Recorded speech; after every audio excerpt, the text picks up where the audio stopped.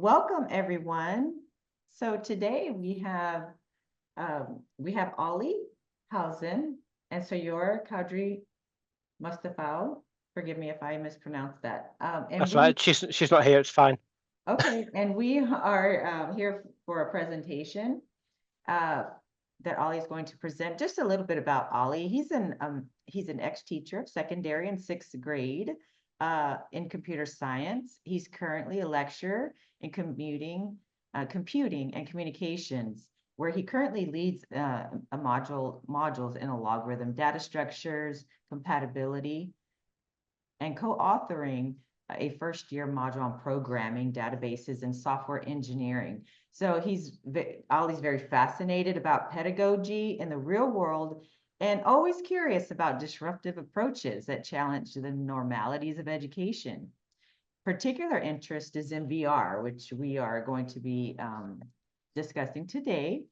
He enjoys traveling, talking, which he will do as well, programming, and very occasionally sleeping.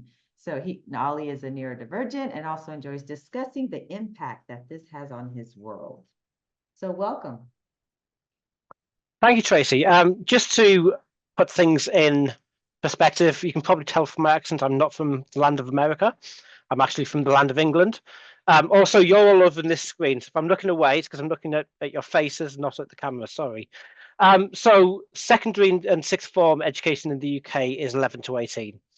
And I cut my teeth. I did well over a decade doing that, and then moved into university education when I realized I didn't like treating children like numbers anymore. But one of the things that really still amazes me is the lack of data we have. And I don't know whether it's all universities or just the Open University, but the lack of data we have about our individual students.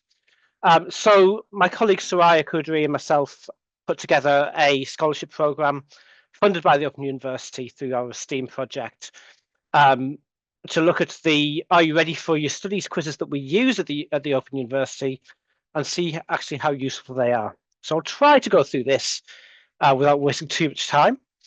Let's get my mouse to work. There we go. Don't know how to use computer, honest. So the context and the aims. Within computing communications, we use Are You Ready For quizzes, and you can see there's two different acronyms there. We can't decide which bit's the Y, which bit's the R, so we kind of just chop and change to keep people on their toes. And what we're trying to do is explore, are you, a student, ready to study this module? That's the general intent of them, but they've kind of got a bit messy since we started using these.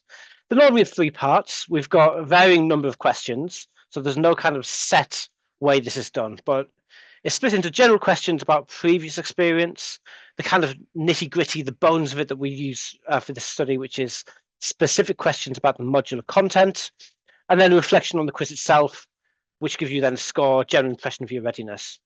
I'm just going to have a quick aside here and tell you a bit about the Open University. So in the UK, a standard degree is 3 years, not the 2 or 4 years you have in the States. So if we talk about a degree program, it's 3 years. That is 360 credits, 120 a year. And at the Open University, the average general module is 30 credits. So you generally do 4 modules per year. That's a year, not a semester, apart from the ones which are semesters and not years. And just to make things even more confusing, because most of our students are studying part-time across anything up to about 10 or 12 years, by the way, we've been doing this about 52, 53 years now at the Open University with the original Open University. It's all over the place, so we don't even talk about years, we talk about levels. So that's kind of giving you a little bit of idea of the messiness we're dealing with to try and figure out whether our students should be doing the modules that they're choosing to do. So the project aimed to evaluate the usefulness of the core level 2 modules. So this is what would be second year.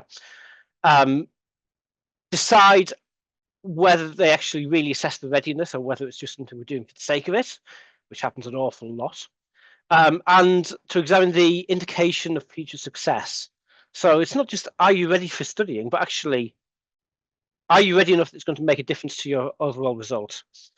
We focused on the programming heavy modules, which got low attention, low satisfaction, which is M250, that's Java for anyone that likes a bit of geek speak.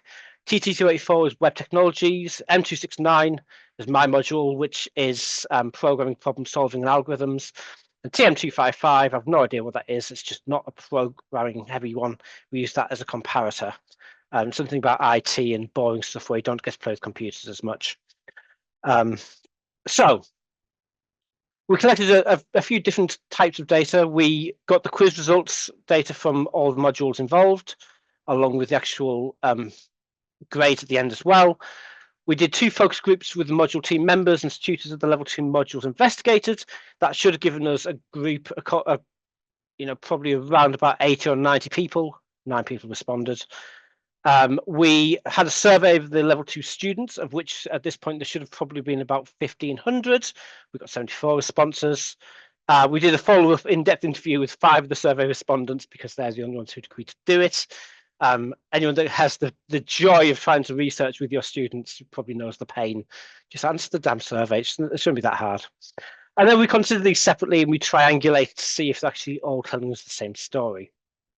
So horrible diagram here, but we look at the desires that the educators had, and these primarily came out as wanting the quiz to be more available, the results to be more available to them as a tutor to be able to support the students, and they really wanted a discussion forum so they could actually have conversations about these things.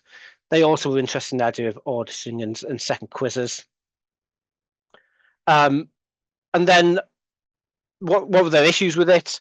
Primarily, what happens next? Okay, if the student gets a low mark, what should they do next? Is it covering all of the module content? It doesn't cover things like time management, and there's a whole bunch of other things there as well that the quizzes aren't covering. So there's loads and loads of skills like study skills, communication skills that the quizzes don't give the students or the educators any information on. We did a focus group with the educators. They identified 5 advantages. Only really module coverage and the potential for highlighting the needs came out more than once. The rest were kind of just bits here and there. Obviously, with so few people, it was difficult to look at any sort of backup data there. But they're really vocal about the desire to include discussion forums, so they actually have the students discuss the quiz questions, have a second quiz or an audit later on through the module to see how it's going. But the most important thing for them was having the opportunity for students to discuss the quizzes and the results, which we've kind of put in place since then. We surveyed the students, we got 74 responses, which is around about average for us out of this number. So we need to actually think about these in conjunction with a bit of knowledge, which is that many respondents took the quiz after registering for the module. So it's supposed to say, are you ready to do the module? They've already registered. 7% of them actually took it after they started, which is even more bonkers. 38%, so that's over a third, took the quiz before registration, which is a good thing. That's when they should do it. And the remaining 15% just couldn't remember because it was more than 10 minutes ago. In terms of the student survey, 74 responses, the results discussed. Oh, sorry, I've got a double slide here. I do apologise. I'm going to skip that. So I'll head myself. So this was the key quantitative information we got out of it. So look at the big numbers. 71% of students felt that the feedback on how feedback when they did badly was useful. Great. That means it's doing a reasonably decent job. 71% of the students would prefer 2 questions per topic at different levels. That's something we need to build into it. 76% of the students would recommend the use of the diagnostic quizzes to other students. So at least they feel it's doing a decent job. There's other bits we can pull out here as well, but there's some useful information there which lets us go and develop it a bit further. We did some interviews. Like I said, it was only a few students, but students suggested that more focused feedback on errors could be provided. Fair enough. The quizzes should be tailored to represent the content of the module more accurately. This brought out loads of discussion later on, because actually, how do we test them if we haven't taught them it first? How do we know if they're ready to learn something? Like section C, how can we test them if they're ready to learn section C if we haven't yet taught them A and B, which C relies, and go around the circles in this kind of thing. But I can see the point. Particularly where there's a large reporting element where students have to do lots of writing. Not my module, not even that kind of stupid rubbish. My students can't spell. But for student modules that do have large reporting elements, that's not representing the quiz. And as these things are automated, I'm not sure how we would, but they'd like it. So it's something to explore. Harder questions could be included to be more representative. Some of the quizzes were too easy. And module chairs have reported back on this since then as well, that actually it's not that reflective sometimes. And then using a larger pool of questions so that could be used for preparation. So they actually wanted to use these as a tool, not just an assessment, but a tool for actually preparing for the module as well. And longer questions. So we got a few comments from the students I thought were quite interesting. So one found it reassuring with many ins that I could answer all the questions correctly. So it's done a good job there. Nice. Sort of points out which bits I knew and which bits I didn't. I kind of needed to go back and have another look at some sections. That's quite useful thing to hear from them as well, because actually they're using it as a preparation tool. It led me to go and do some specific preparation, particularly for M250 in terms of learning a bit of Java. It's a shame they don't know the module code, but it's shown again that the students are using it as a prep tool, which is really nice. I thought I looked at them as I was looking at which modules I was going to choose, so giving an opportunity, as I was looking at the modules, to take over what was there and what was going to be involved. So basically, this student used the quizzes to decide what to study next, which is quite interesting. So analysis of the results, we did loads of analysis and beat our head against lots and lots and lots of bits of data. We could match 66 survey responses to the course grades, which is quite interesting. 39, we could match both the course grades and their quiz results, which is interesting as well. This actually students started studying back in 2020. And the course grade we could match with quiz results for 1,500 students, or 1,400 students who were taking one of the 4 modules. And this is what we did most of the analysis on. So we've got some horrendously messy scatter graphs covering the 4 modules, but what we did get from there was some linear regression lines, which gave us for both this is the continuous assessment, so this is what they do as they're going through the modules, and then the exam assessment, which is obviously at the end. We could see whether or not we had correlation between them. And what we found was this is the interesting bits.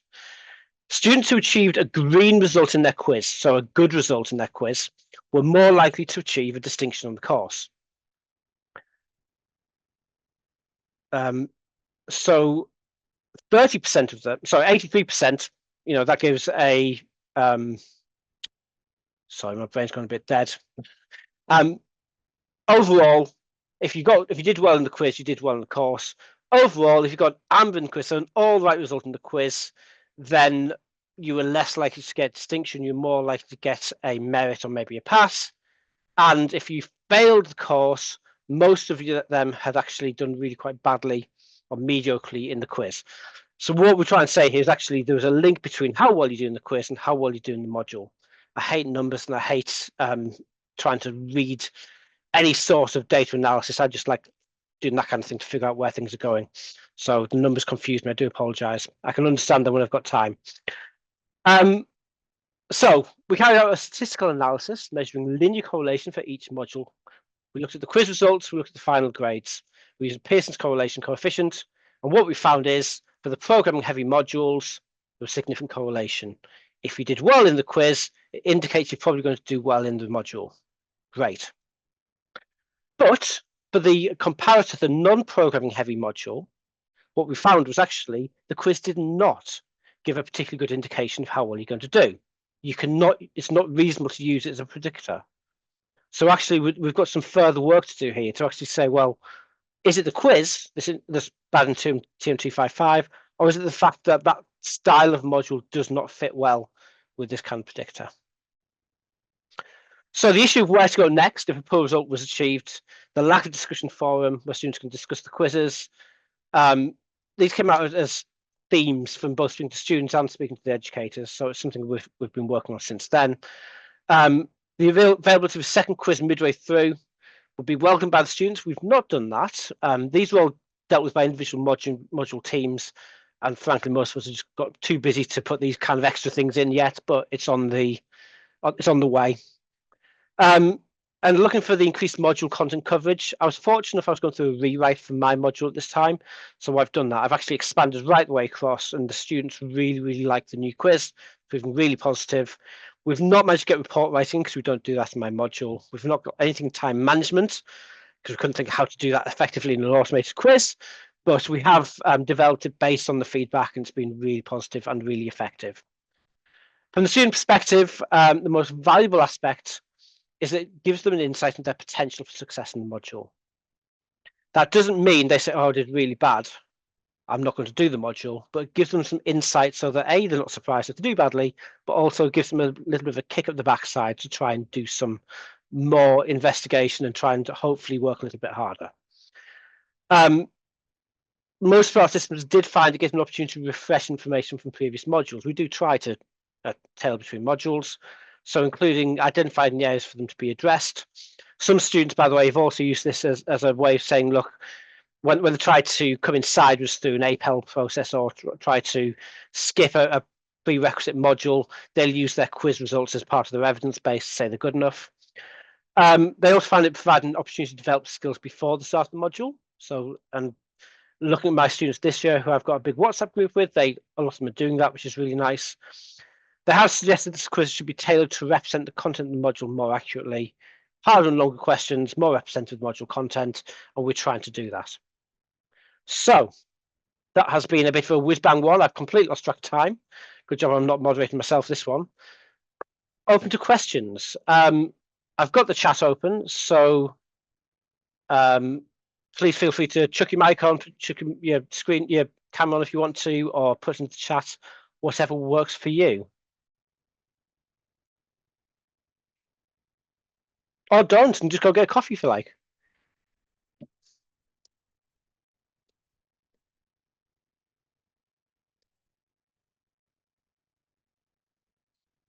It's ominously quiet.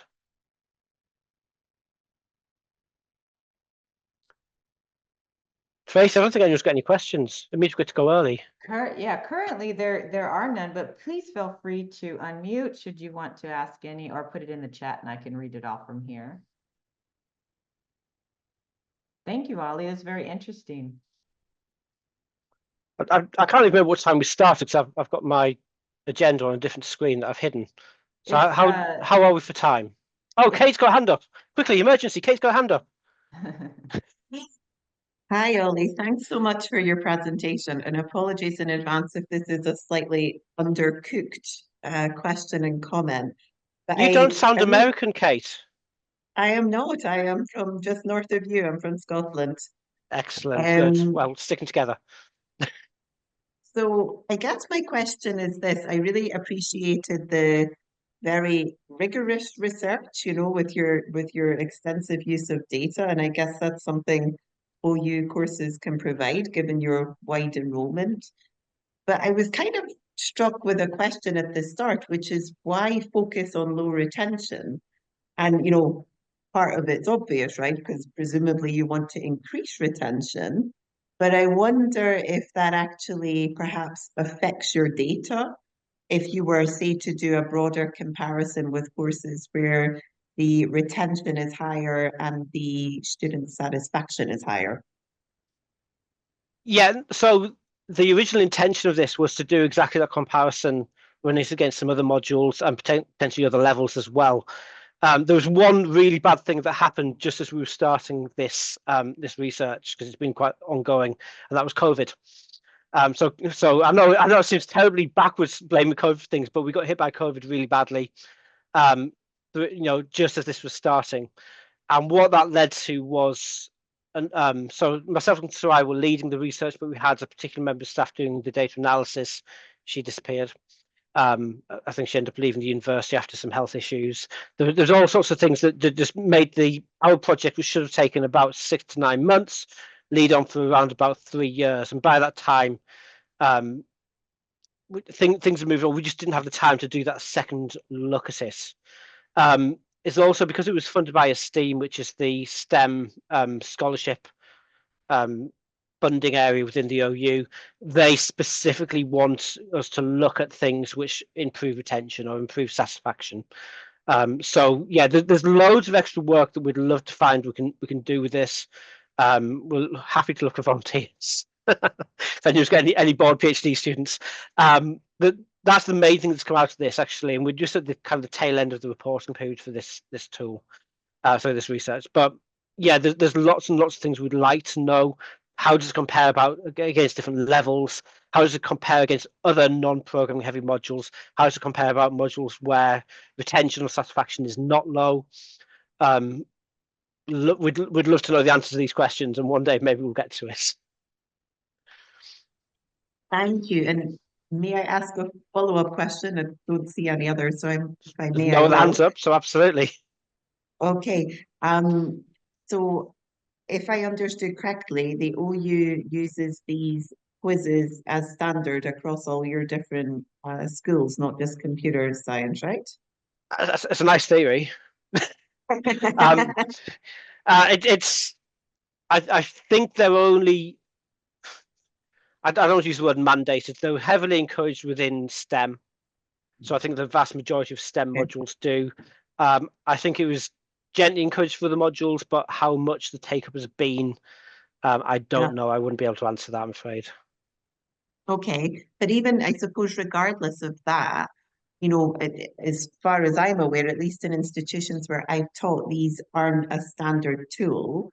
So I teach primarily on distance learning courses. So what would be your advice to teachers, lecturers in other disciplines? So take me, I teach diplomacy. What would be your advice for how to best set up an initial test pre-registration? What would be your high level advice for people who would want to implement this to kind of best have this judgment of the cohort coming in? So first of all, whatever I do, I'd want to test it with current students, because we found it wasn't until we started running students through this that we actually started finding things that just didn't make sense to them. I'd recommend doing a really intense mapping of the content of the module or the course to see what it is that you can, what do you need them to know? Because when I looked at some of these before we did the changes, when I took over my module, a lot of it was testing on things that they didn't need to know to be able to go on and do well in the module. It was just kind of, the pull things out of thin air. As much variation as possible within a reasonable time limit. Automate everything. As soon as someone has to mark these things, you're going to know who's going to want to do it. Make it easy to get to, because they can end up being really hidden away. And make sure you've got plenty of time to be able to not just give the students the opportunity to do it in advance, but then, if relevant, touch base with them and let the students either figure out things they can do in advance to get better prepared, or give the tutors the opportunity to support the students to become better prepared. Because if you're just saying, no, you're not prepared, off you go, it just becomes a little bit of an academic exercise and we get some data, but it doesn't do any use. And that's the thing that came out the most, is actually giving the students opportunities to use it for themselves, not just us. Thanks a Good million. questions. No, you've saved my bacon. This one's great.